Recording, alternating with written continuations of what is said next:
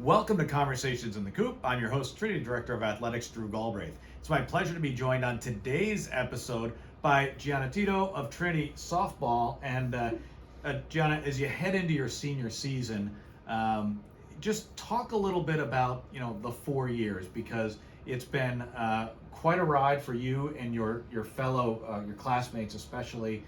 So let's just start there and just talk about from 4 years ago as a senior not having a high school season to now. Yeah, I guess it's pretty much, you can describe it as like a rocky road, I think is the best adjective. Bumpy. Yeah. So we, not having the senior season in high school was just like such a blow. I know growing up I played with the same girls my whole life, so we were really looking forward to this senior year season, and then unfortunately, so COVID. when the pandemic hit and things were kind of shut down, and I'm assuming your schools kind of went remote. Yep. Had you even started softball practice that year? We had 5 practices under our belt, and we were supposed to scrimmage like the very next day of the shutdown. Yeah. And so we were like, come on, we're so close. And everybody was so like, yeah, it's only 2 weeks. We'll be fine. We'll be back for games. And never got back for those games. So that was kind of rough. But it was really upsetting, but it was also pretty nice because all of our underclassmen in high school really stepped up and like made it feel really special that we were still graduating and still going through like a big time of our lives of going to college, and 4 of the 6 of seniors were going on to play college softball. So they made us feel like pretty much like whole again. It was awesome. And then like coming in freshman year. Well, let's stay there for a second. Okay. So we asked this question of a lot of our student athletes who are in the current senior class. So your recruiting process was done well before the spring season. So so how did your recruiting process with Trinity start, going back to even earlier?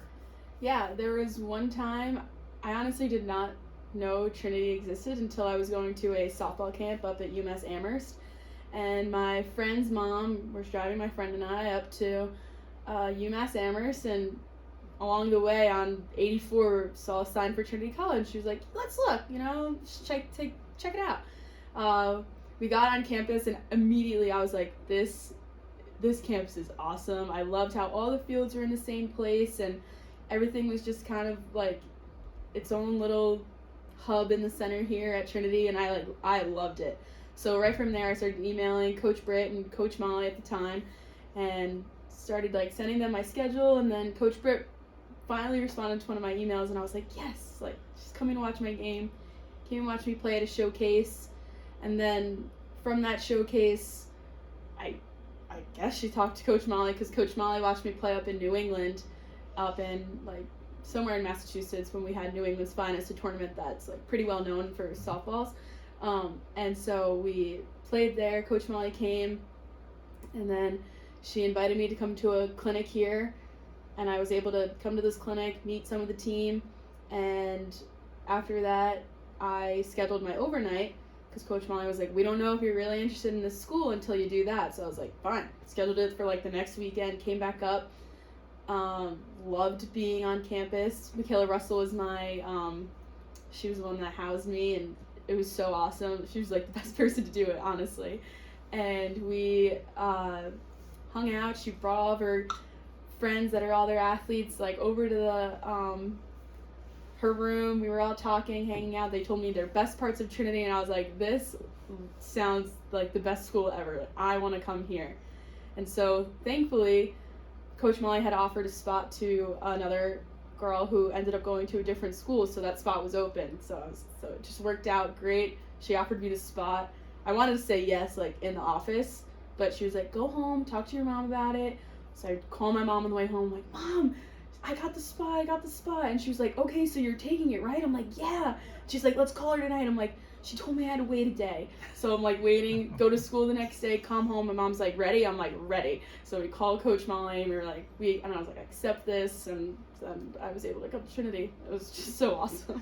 So when you got on campus that your first year,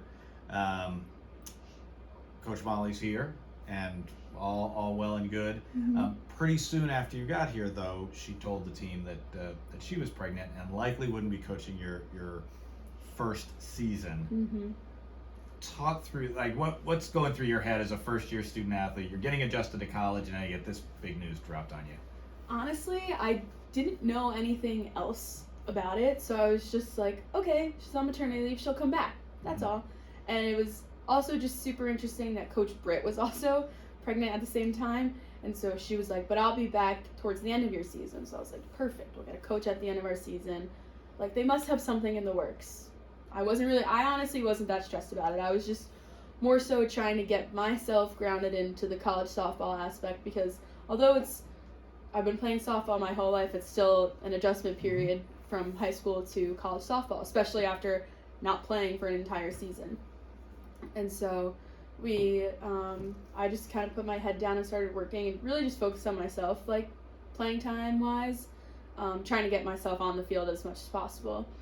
And then I thought it was just funny when Coach Pete was the one to come, because he was the volleyball coach, but Coach Molly was like, he coached me when I was at Eastern, so he had softball background, which I was like, great, perfect, coach has softball background.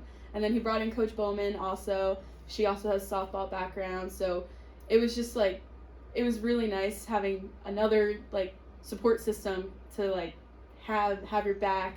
So it was funny, but it was also still like a productive season in my opinion, although we had the two volleyball coaches as our coaches. Well, and maybe some foreshadowing of what was to come in a rocky. So, Yeah. So your second year, Coach Molly's back, Coach Britt's back. Great season. Just a great season. And then after that season, both Coach Molly and Coach Britt leave. Mm-hmm. Last year, Mackenzie Keys here for a season, and then she left to go to UConn as well after the kind of middle of the summer. So 4 different coaching staffs in 4 years, all kind of different circumstances each time.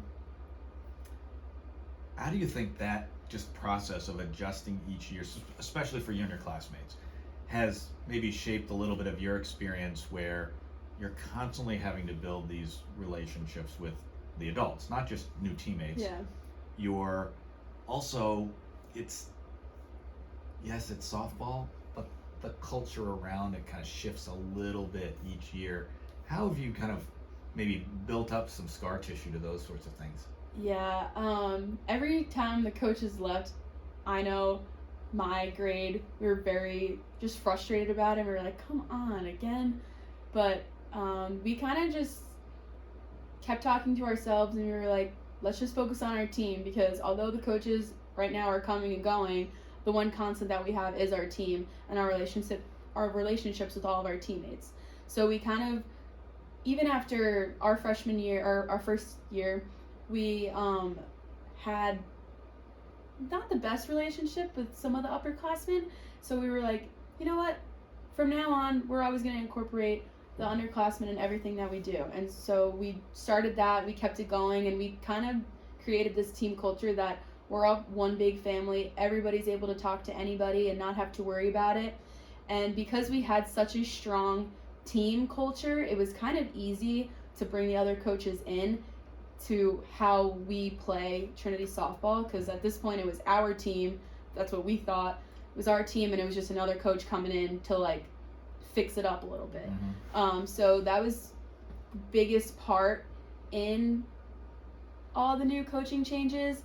And it was also just for us, like, who knows what's going to happen. I mean, we've had so many things taken away season-wise with COVID, coaching-wise. We've had a whole new switch up of how our game mentality has to be, but we kind of stuck to one true thing, and it was having each other's backs, making sure we're all working hard, and just having fun on the fields. Because if you're having fun and being loose on the field, like, no matter what changes are being made, it's going to be easy to pick up on it, especially if you trust everybody on your team. So that was pretty much what we really focused on. It was not really trying to bring the coaches in, it was more just keeping our culture and hoping that the coaches that we got would go along with our culture and let us keep doing what we've been doing for however many years. So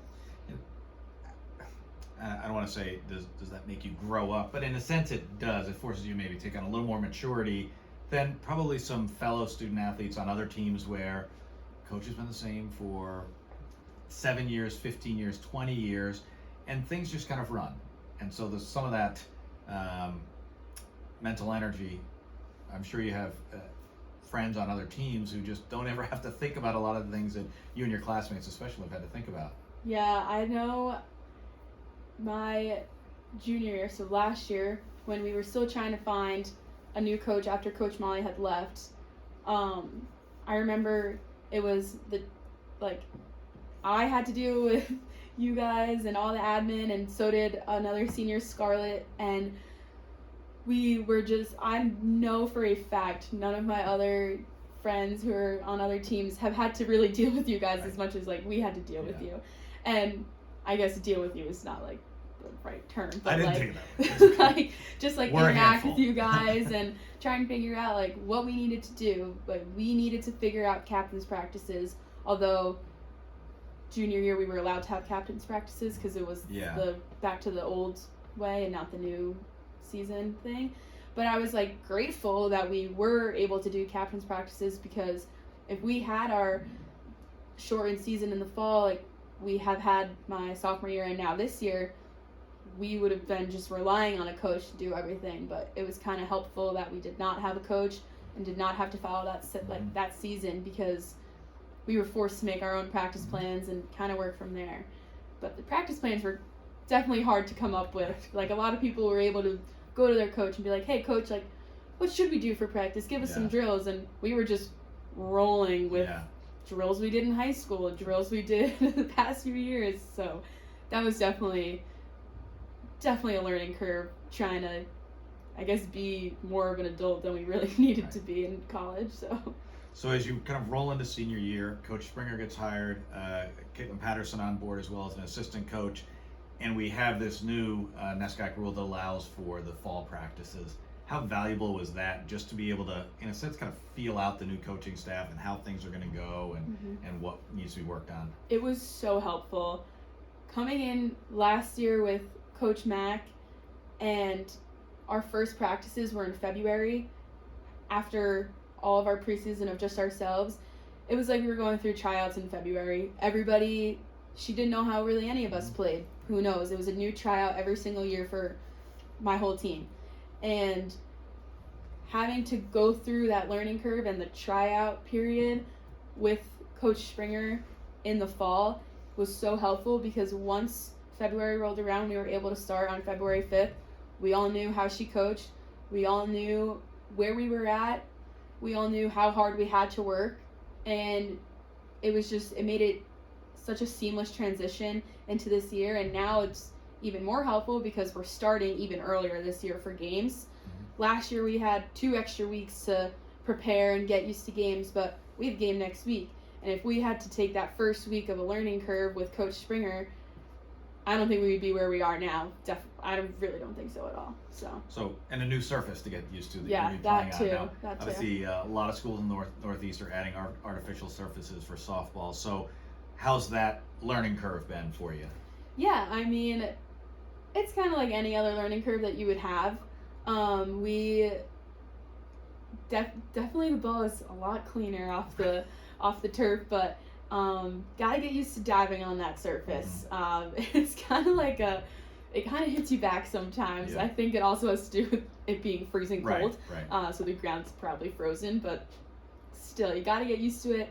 But I think our team has really adjusted to it well. I don't see any issue with the turf at all. I think it's going to be great. It's also nice how it snowed and we were able to go out and practice with still snow on the ground, which we haven't done in forever. So, and it's a really nice experience just to be able to go out there and we practice outside tomorrow. There's still snow on the ground. I know for a fact we would not have gotten that tarp up last year for practice. So when you think about it in the totality of the season, you mentioned you're playing a game on Saturday, March 2nd. In most years, Trinity's not played a game outside until spring break. Yep. So usually 2 weeks later, and this year it's a week later. How does that change things for you? Because it's, quite frankly, it's a couple less weeks of field house practices and a couple less weeks of the mundane of spring training, if you will. Mm-hmm. Is that exciting? Is it nerve-wracking to be playing that quickly? It's honestly a little nerve-wracking. I know we're scrimmaging, we're getting all these live reps, but we had just a few more weeks of live reps to make our whole team feel confident, up to bat and everything. But I think it's also refreshing because I know so many people were just run down, starting to feel the pain a little bit. Like running on that field house floor is just takes a toll on your body, that's for sure. And just having fresher legs, I think, is going to help us out earlier. And timing, it comes with at bats. We're still getting so many at bats in practice right now, and we're going to be getting at bats in Florida. We have now 12 games in Florida before we get to NESCAC play, which is huge. So we're going to be getting 13 games for NESCAC play in total, which will again help with the timing, help with our confidence on the field. So I think, although it is sooner and definitely nerve-wracking, I think we're going to still have a pretty similar outcome of pretty successful season, especially with this team. You're an infielder, so is it a bigger deal to be outside preparing outside in the field, or as a batter just being kind of used to the lighting, used to where the ball is coming from? I think it's a little bit of both. The fielding is so natural at this point where you're just used to taking the ground balls, so all you need is just few reps on the new surface that you're going to be playing on. I mean, on that field house floor, that ball will skip and hop anywhere, so it's definitely a harder way to field the ball, so it kind of makes going outside a little bit easier, but still something you got to get used to. But definitely coming in as a batter, just seeing the ball from the pitcher's mound in that lighting. I mean, the netting in the field house isn't that great. It kind of just skews things, so it makes it a little bit harder. And being out on the field and also being able to see exactly where your ball is going is so helpful. Mm-hmm. So, I mean, it's definitely great that we're able to be out there and get some live reps out there. It's really nice. So, senior year of college, it's in many ways the culmination of a softball journey. Started a long time ago for you. So talk about growing up playing softball in northern Jersey, and how much a part of sports was your life growing up. Yeah, sports took over my entire family. If we weren't watching a cooking show that my mom wanted to watch, Dad had the TV. Dad had on football, ESPN, baseball, basketball, any sort of game, and even my mom, she loves watching sports. It's just something fresh. So my brother and I, we got really into sports right off the bat. I started playing softball when I was in kindergarten, so I was around 5 years old. Started off with, coach, pitch, everything, and then just kept growing from there. And from the start, I loved it. I loved being able to be in the infield because we still am a huge Yankee fan. And Derek Jeter obviously was my idol. And I wanted to be like Derek Jeter, so I wanted to play shortstop. I met some of my best friends playing. I joined a town travel team in second grade, and we have been those girls I played with for the whole rest of my life. So it's one big family. And once I met those girls and kept going, that also made it just that much more fun. And it wasn't really I was playing a sport. I was going to hang out with my friends growing up. I just was able to be a little active and hang out with my friends on the bench. And then it just kept going. In middle school, I was on 4 different teams. I was on rec team, the school team, town travel team, and then also my club team. So that was just running ragged. Always running around to somewhere softball. And then, would you ever have multiple games in a day with those teams? Yep. There's multiple times where the girls that I played with my whole life were also kind of doing the same schedule. We'd have a middle school softball game, and then we'd have to quickly get changed in the locker room into our other uniforms. We were playing on our rec team where we were all on different teams at this point. So it was just like, you go into the locker, you leave the locker room wearing, Same middle thing, school yeah. colors, go back in, come out wearing completely different team colors, and it was just kind of funny. And you'd be able to joke with these girls while you're playing, like kind of chirp them, and just made it that much more fun to really be on all these teams with them. But it was just so much fun. That drive, I mean, that takes a lot of persistence and drive to want to do, the sport that much. Did that come from your family? I know you've got a twin brother. Like, was it, was that competitive? Did that start in the womb, or? I must have. We're a very competitive family, in general. So we were always. My brother and I would play football in the backyard. My dad would throw us passes, and if you weren't on offense catching the ball from dad, you were the one on defense, and we would just go at it with each other. And just playing wiffle ball in the yard, we would always have a home run derby. Whoever could hit it over the house, my brother would always win at hitting it over the house. So that was a rough one, but we were always so competitive, always looking to win, and just playing this sport was always just like a constant in our lives, where it kind of just made it really comfortable to be on the field all the time. It honestly, I know, like thinking about it, playing on 4 teams is crazy. I don't know how I did it. But at the time, it didn't feel like I was playing on 4 teams. I was just going and hanging out with my friends. I had really good friends on my club team. I had the girls that I grew up with playing with travel, middle school, and rec. So that was another, factor into it. And also, just coming from a super competitive family. Even my cousins were all very competitive, have family competition. But, yeah, it was just... I never really thought of it as a hard mental thing to get through. It was more of just, I'm going to have fun with my friends and play a sport that I love. And I would get a little break sometimes when I had to play soccer or basketball, or I threw shot put, but softball was said you had to, though. Yeah. Softball was the love. Oh, I loved it. Okay. It was great to go to softball practice. So you've taken a lot of that drive and really applied it to your academic life at Trinity. Tell everyone a little bit about the Health Fellows program you're involved in. Yeah, so I was lucky enough to be a part of this program.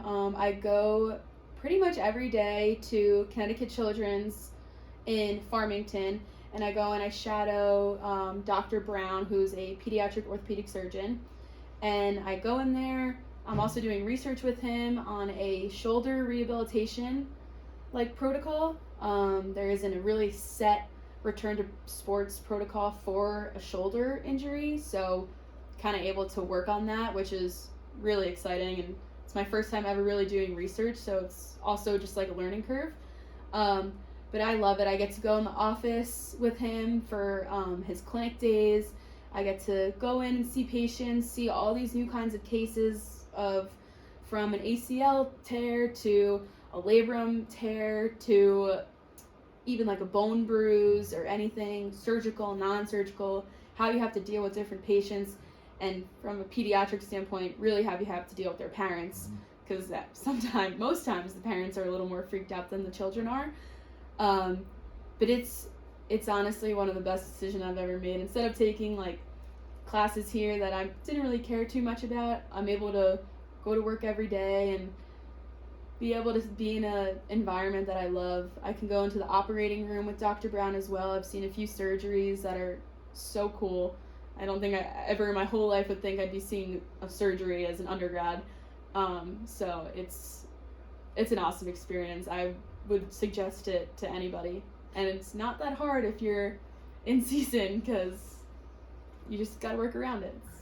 So that's probably maybe even furthered your idea to potentially go to maybe PA school, and do you think work in sports, in sports medicine afterwards? I would love to. I think being an athlete and being around it all the time is something that I would love to help other athletes get back into.